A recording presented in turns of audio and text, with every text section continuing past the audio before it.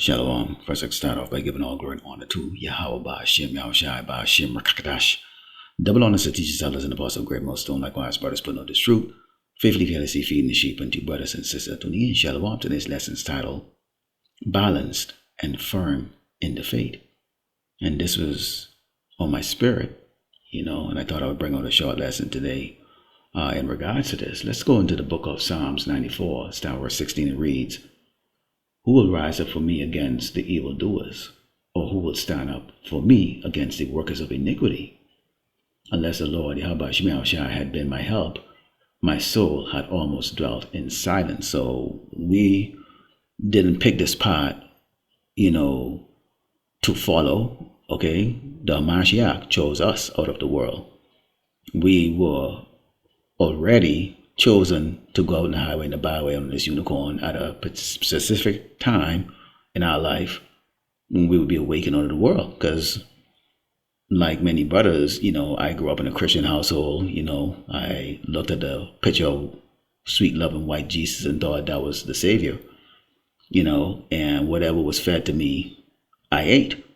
But when this truth was fed to me, it was delicious, and I've never looked back since.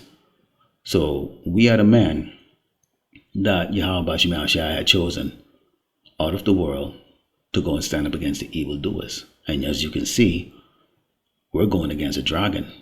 Okay? Esau the Edomite, the so-called white man.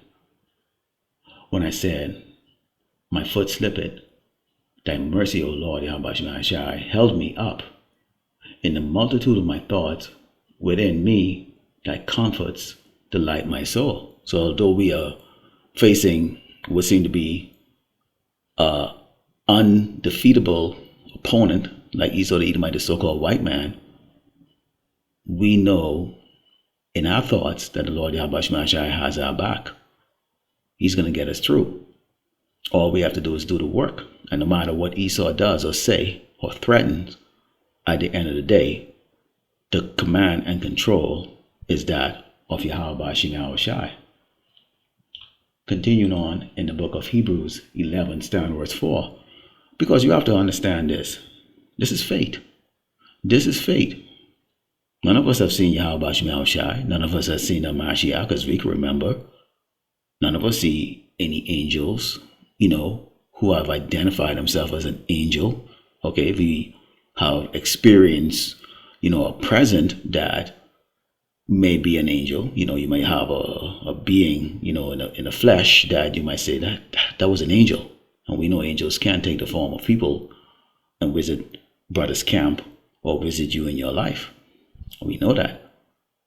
But everything is by faith. Hebrews 11, verse 4 reads, By faith Abel offered unto power a more excellent sacrifice than Cain, by which he obtained witness that he was righteous, power testifying of his gifts, and by it he being dead yet speaketh. You remember the story of Cain and Abel? Cain did everything half-assed, because he didn't have that faith, but Abel had that faith. So he gave the best to Yahweh Shai, and Yahweh Shai was pleased with it. And as a result, Cain, realizing that he was in favorite, murdered Abel. By faith, Enoch was translated that he should not see death, and was not found, because power had translated him. For before his translation, he had this testimony, that he pleased power. But without faith, it is impossible to please him. For he that cometh to power must believe that he is, and that he is a rewarder of them that diligently seek him. So we don't see Yahweh Shai stand up, or looking through the crowds and speaking to us. Okay? He uses the man of the Lord to speak to us. The brothers out here that are teaching currently right now, Yahweh Shai spoke to them, including myself, through the prophets. And this is what Jakes don't understand out there. They're looking for a sign. They're looking for something magical, because they've been, tricked by Esau and his movies, which are all sorceries. This is fate. You have to believe there's a Redeemer. You have to believe there's a Most High. You have to believe. Continuing, it says, by faith, Noah, being warned of power of things not seen yet, the flood, moved with fear, prepared an ark to the saving of his house, by the which he condemned the world, and became heir of the righteousness which is by faith. So what do we talk about when we go there? We're telling you there's going to be famine. There's going to be sword. Brothers against brothers, sisters against sisters, kingdom against kingdom, nations against nations, tribe against tribes. Beasts of the field coming out of their places to devour people. Nuclear war. Civil unrest.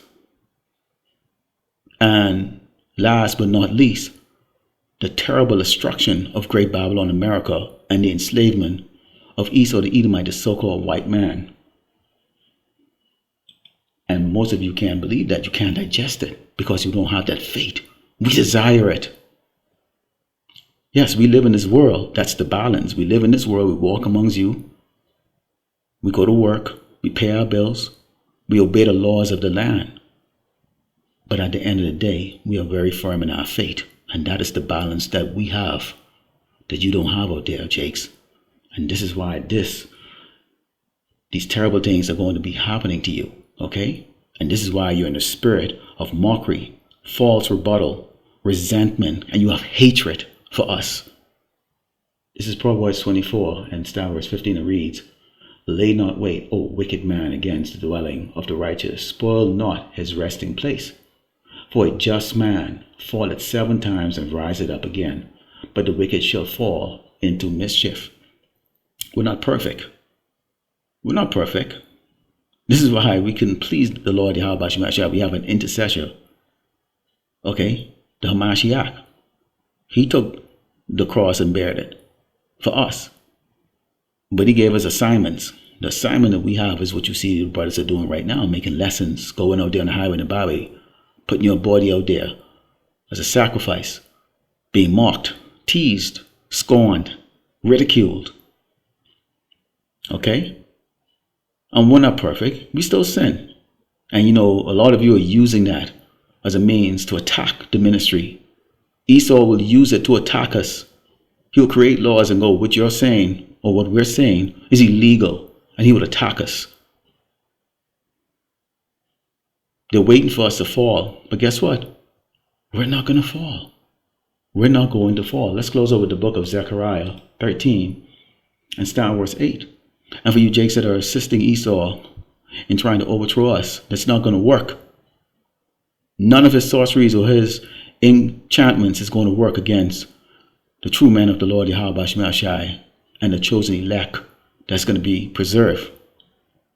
Zechariah 13, verse 8 reads, and it shall come to pass that in all the land, said the Lord Yahweh Shemashai, 2 parts therein shall be cut off and die, but the third should be left therein.